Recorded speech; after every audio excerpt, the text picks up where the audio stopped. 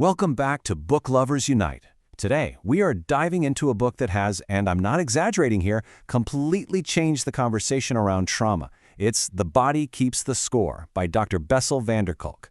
Now, it can be a tough read for sure, but it's also incredibly hopeful. So let's unpack some of its biggest, most powerful ideas together. This quote right here, it's from the author himself, Dr. Bessel van der Kolk, who's been a psychiatrist for over 40 years. And honestly, this one sentence sums up the entire game-changing idea of the book.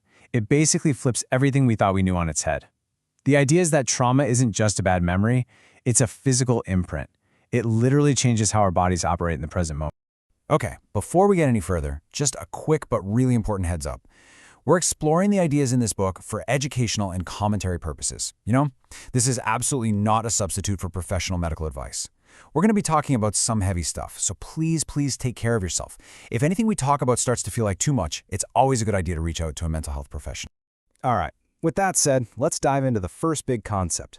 The book kicks off by basically throwing a wrench in the old-school idea that trauma is just a story you tell yourself. For ages, the main approach to trauma was talk therapy. The idea was, if you could just talk it out and make sense of the story, you'd be healed. But Dr. van der Kolk comes along and says, nope, that's missing the biggest piece of the puzzle. He argues that trauma isn't just a story in your head, it's a full-on physical experience. It's those feelings of terror, that helplessness, those sensations get lodged in your body. So to really heal, you can't just talk. You have to start with the body. So what does that actually mean? Well, think about a normal memory, right? Like what you had for breakfast this morning. It's a story. It has a beginning, a middle, and end. But a traumatic memory? That's totally different. It's more like a shattered mirror. You get these fragments of images, sounds, and physical feelings, like a racing heart or a knot in your stomach. This is exactly what the title means. The body keeps the score. Long after the actual event is over, your body can be stuck in that high-alert survival mode, acting as if the danger is happening right now. Okay, this next part is one of my favorite things about the book. It takes all this super complex neuroscience and makes it incredibly easy to grasp. To explain what's going on in the brain during trauma, Dr. van der Kolk gives us this absolutely brilliant metaphor. So picture your brain having two critical players when it comes to danger. First, you've got the amygdala. This is your smoke detector. It's a primitive part of your brain, super fast, and its only job is to scream fire and pull the alarm. It's what triggers that fight, flight, or freeze response. Then you have the medial prefrontal cortex. This is the watchtower. It's the logical, modern part of the brain that can look at the situation and say, whoa, hang on a second. Is that an actual fire, or did someone just burn their toast again? Now this is the crucial part. This is where it all breaks down. Trauma basically snips the wire between the smoke detector and the watchtower. So when a trigger happens, boom, the watchtower, the rational part that's supposed to calm you down, just goes completely offline. It's not there to help. And what happens then? Well, the smoke detector goes into overdrive. It gets super sensitive and starts seeing danger everywhere. A loud noise, a particular smell, anything can set off this massive full-blown alarm. And because the watchtower is offline, there's no way to logically think it through. You can't tell yourself, it's okay, I'm safe. You're just flooded with terror, even if you're sitting in your own living room. It's like your entire biology gets hijacked. So understanding this whole brain situation brings us to one of the book's most important and honestly most controversial points. It's an idea that really challenges the way we've thought about therapy for a long time. So Dr. van der Kolk kept noticing something with his patients. When he'd ask them to talk about their trauma, a lot of them just couldn't. They couldn't find the words. And it turns out there's a biological reason for this. Brain scans showed that when someone is recalling a traumatic event, the speech center of the brain, it's called Broca's area, can literally shut down. It just goes dark. The experience isn't stored in words, it's stored in sensations, making it almost impossible to talk about. And that leads to this powerful quote. It really says it all, doesn't it? You just can't talk your body out of what it feels.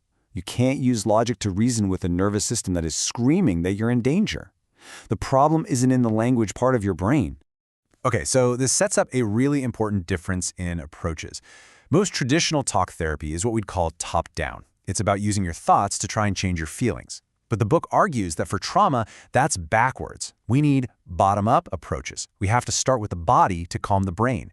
You work with the physical sensations first to quiet that alarm system, and that's what allows the brain to change. And this, right here, is where the book turns a corner and becomes so incredibly hopeful. Because after explaining the problem in so much detail, It spends the whole second half exploring real, powerful solutions. All these methods that focus on healing from the body up. So, the very first step in this journey is a concept called interoception. It's a fancy word, but it just means the ability to feel what's going on inside your own body. Now, that might sound super basic, right? But for a lot of people who've been through trauma, that's a skill they've completely lost. Disconnecting from their bodies was a survival strategy. It's how they cope. This is exactly why something like trauma-informed yoga can be so incredibly powerful. And it's not about doing a perfect downward dog or anything. It's just about gently learning to pay attention again. Things like, what does my foot feel like on the floor? Or can I just notice my breath for a second? The whole point is to start making friends with your body again, to learn that you can feel a sensation without it completely taking you over. And that, right there, is the foundation for everything else. But it doesn't stop with yoga. The book explores a whole range of other amazing techniques that help people do more than just manage symptoms. They help them truly reclaim their sense of who they are. And the list is fascinating. You have things like EMDR. That stands for eye movement desensitization and reprocessing, which sounds very clinical. But then you also have things like theater, or dance, or even singing in a choir. They seem so different, but there's a common thread. They all get the body and the brain working together in a brand new way. So take EMDR. It uses back and forth eye movements while someone recalls a memory. And what this seems to do is help the brain's different processing systems finally talk to each other. It's like it helps the brain take that shattered, fragmented memory and file it away properly, as something that happened in the past and is over, not as a danger that's still happening right now. And then you have something like theater, which is just an amazing example. See, trauma can lock a person into one single story, one role, the victim. But acting, it gives you a safe space to try on new roles, to experiment with being someone else.